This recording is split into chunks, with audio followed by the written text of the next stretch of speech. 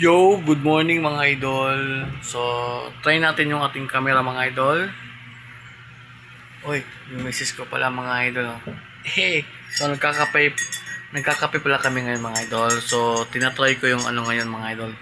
Yung video quality ng yung bagong Infinix na lumabas ngayon mga idol. Yung Smart 10. So, ito yung ginagamit natin ngayon mga idol.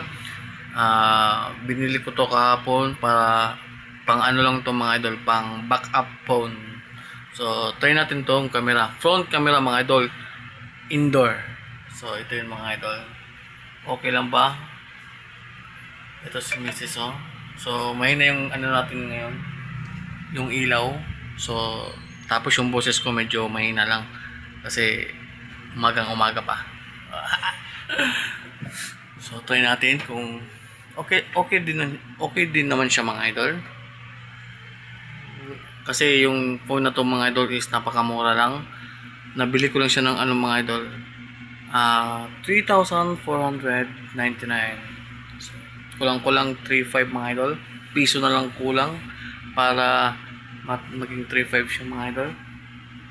Okay na rin mga idol, pang backup phone. Napakamura. Punasan ko muna yung camera mga idol. Parang oo, yun, luminaw. May ano pala yun, kanina. Yan. Diba? Luminaw siya mga idol. Front, ano to mga idol Front camera. Video test mga idol. Ganito lang, ito na lang yung ano natin, yung title ng video. No? Okay din naman. Medyo maalog mga idol. So, try natin dito sa loob. Yan. Indoor to mga idol. So, ito pala yung ano ko, yung mini shop. Yan.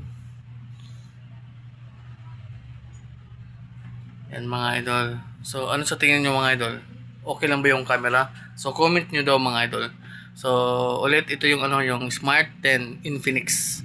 So, yung variant nito mga idol is 664. 6 GB RAM niya, 64 ROM. So, yan mga idol. Okay din naman yung camera niya. Pang front camera mga idol. Yan. So, misis ko. Yan. Yan mga idol. Ano sa tingin niyo mga idol? Ano tingin niyo sa misis mga idol?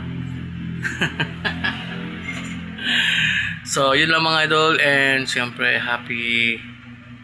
Saan daw nun, Bibis?